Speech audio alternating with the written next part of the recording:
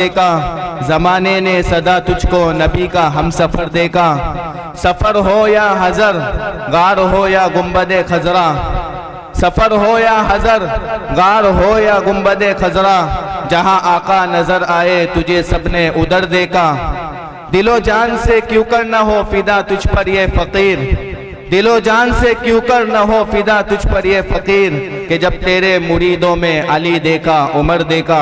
میری مراد اس سے سعد اسلم چونے ہیں کہ وہ آئے اور حضرت ابو بکر صدیق رضی اللہ عنہ کی شان بیان کریں۔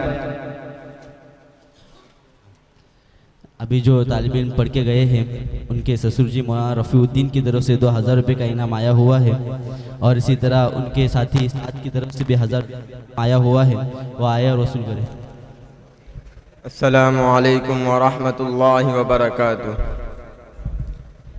نحمده ونصلي على رسوله الكريم، اما بعد، فاعوذ باللہ من الشیطان الرجیم، بسم اللہ الرحمن الرحیم، اذ يقول لصاحبه لا تحزن ان اللہ معنا، صدق اللہ العظیم۔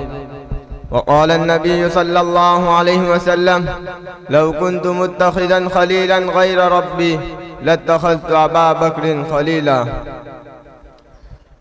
معزز سامعین، آج میں آپ حضرات کے سامنے درسگاہ رسالت اور تربیت گاہ نبوت کے سند یافتہ افراد میں سے ایک فرد ابو بکر صدیق رضی اللہ عنہ کی شان میں کچھ روشنی ڈالنے کی جسارت حاصل کر رہا ہوں۔ شہدائیان ملت عالم انسانیت میں ہی نہیں بلکہ ساری کائنات میں رب کائنات کی افضل ترین مخلوق انبیاء کرام کی ذات مقدسہ ہے۔ ان نفوس عالیہ کے علاوہ اگر کسی ایسے فرد کامل کی تلاش میں تاریخ کے اوراق کو پلٹا جائے جو انبیاء کرام کے بعد افضل ترین فرد ہو تو وہ ایک کے سوا کوئی نہ ملے گا۔ برادران اسلام، تاریخ ماضی شاہد ہے کہ 5ویں صدی عیسوی میں ایک ایسی شخصیت ملتی ہے جس کو افضل البشر بعد الانبیاء کہا جائے تو مبالغہ نہ ہوگا۔ یہ بطل جلیل امت مسلمہ کا ایسا فرد فرید ہے جس نے تاریخ کے دھارے کو اپنی صلاحیتوں کے مطابق موڑا اور صفحات تاریخ پر ایسے نقش دوام ثبت کیے جس کی نظیر ماقبل میں نہیں ملتی اور نہ ہی مستقبل میں ایسی مثال پیش کرنے والے کی امید کی جا سکتی ہے۔ اس شخصیت کو سیر و تاریخ میں ابو بکر صدیق رضی اللہ عنہ کے نام سے یاد کیا جاتا ہے۔ قرآن کریم میں ابو بکر صدیق رضی اللہ عنہ کو ثانی اثنین کہا گیا۔ اس سے یہ نکتہ بھی نکالا جا سکتا ہے کہ جہاں جہاں نبی اول ہے وہیں ابو بکر ثانی ہے۔ ایمان میں نبی اول ہے، ابو بکر ثانی ہے۔ دعوت و تبلیغ میں نبی اول ہے، ابو بکر ثانی ہے۔ امامت و خلافت میں نبی اول ہے، ابو بکر ثانی ہے۔ جنت میں نبی اول ہے، ابو بکر ثانی ہے۔ برادران اسلام، صدیق اکبر رضی اللہ عنہ کو اسلامی معاشرے میں جو مقام اور مرتبہ حاصل تھا اس میں آپ کا کوئی ہمسر نہ تھا، اور صدیق اکبر رضی اللہ عنہ کو جو خصوصیات حاصل تھی وہ کسی اور کو حاصل نہ تھی۔ چنانچہ میں آپ حضرات کو صدیق اکبر رضی اللہ عنہ کی چند خصوصیات سناتا ہوں۔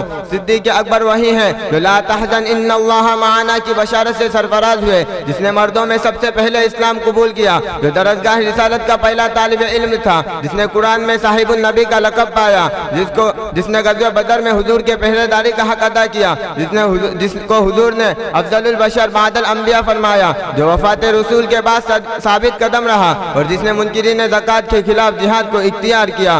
گویا کہ صدیق اکبر رضی اللہ عنہ کے صلاحیت محسن انسانیت صلی اللہ علیہ وسلم کے حیات ظاہری کے بعد اجاگر ہوئی۔ خود محسن انسانیت صلی اللہ علیہ وسلم فرماتے ہیں کہ جب میں نے کسی کو دعوت اسلام دی تو سب کے دلوں میں کچھ نہ کچھ شک اور تردد پایا، مگر جب صدیق اکبر رضی اللہ عنہ پر میں نے اسلام کو پیش کیا تو انہوں نے بلا فکر و تردد کے اسلام کو قبول کیا۔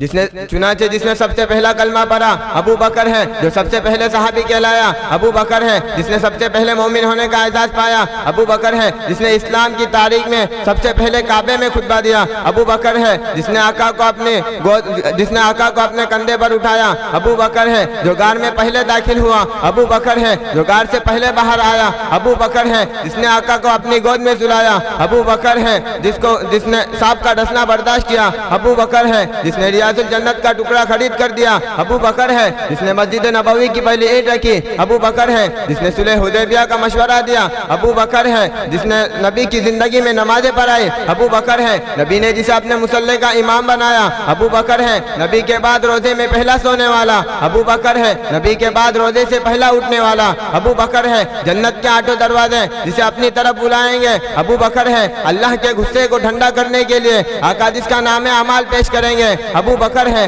آدم سے عیسیٰ تک تمام امتیں باہر ہوں گی تو جنت میں پہلا داخل ہوگا، ابو بکر ہے۔ معزز سامعین، صدیق اکبر رضی اللہ عنہ کی عظمت و رفعت اور شان و شوکت کا اندازہ لگایا جائے تو صدیق اکبر رضی اللہ عنہ کو بہت سی چیزوں میں رسول اللہ صلی اللہ علیہ وسلم سے مشابہت ہے۔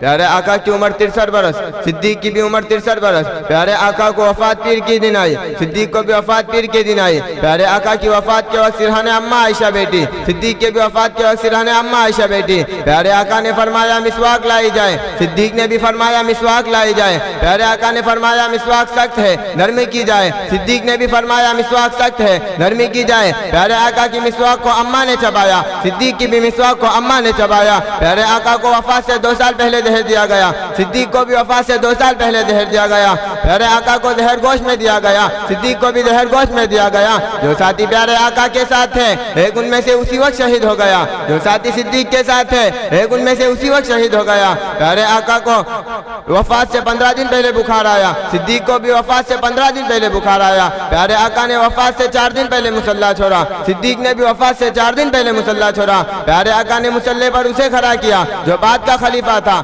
صدیق نے بھی مصلی پر اسے کھڑا کیا جو بعد کا خلیفہ تھا۔ پیارے آقا نے مصلی پر اسے کھڑا کیا جو بعد کا خلیفہ تھا، صدیق نے بھی مصلی پر اسے کھڑا کیا جو بعد کا خلیفہ تھا۔ جو 4 پائی پیارے آقا کے لیے آئی وہی 4 پائی صدیق کے لیے آئی، جو چادر پیارے آقا کے اوپر آئی وہی چادر صدیق کے اوپر آئی۔ جہاں آقا کا مزار بنا وہی صدیق کا مزار بنا۔ وہ پیغمبر تو نہ تھا، وہ پیغمبر تو نہ تھا، پیغمبر جیسا لگتا تھا۔ وہ دریا تھا مگر گہرے سمندر جیسا لگتا تھا۔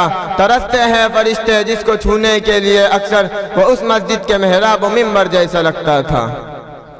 برادران اسلام، صدیق اکبر رضی اللہ عنہ کی عظمت و رفعت اور شان و شوکت بیان کرتے کرتے ہم تھک جائیں گے، ہماری زبانیں سوکھ جائیں گی، لیکن شان ابو بکر ہم سے بیان نہ ہو سکیں گی، اس لیے چند اشعار کہہ کر اپنی تقریر کو ختم کرتا ہوں۔ فلک نے انبیاء کے بعد کب تجھ سا بشر دیکھا، زمانے نے صدا تجھ کو نبی کا ہم سفر دیکھا۔ سفر ہو یا حضر یا ہو گنبد خضرا، جہاں آقا نظر آئے تجھے سب نے ادھر دیکھا۔ دل و جان سے کیوں کر نہ ہو فدا تجھ پر یہ فقیر، کہ جب تیرے مریدوں میں علی دیکھا عمر دیکھا۔ وآخر دعوانا ان الحمدللہ رب العالمین۔ ماشاءاللہ، موصوف نے بہت ہی بہترین انداز میں اپنی تقریر پیش کی، لہٰذا ہم اس کے بعد سفلا کے ایک طالب علم کو اس شعر کے ساتھ دعوت خطابت دیتے ہیں کہ طویل عمر ہے درکار اس کے پڑھنے کو، طویل عمر ہے درکار اس کے پڑھنے کو۔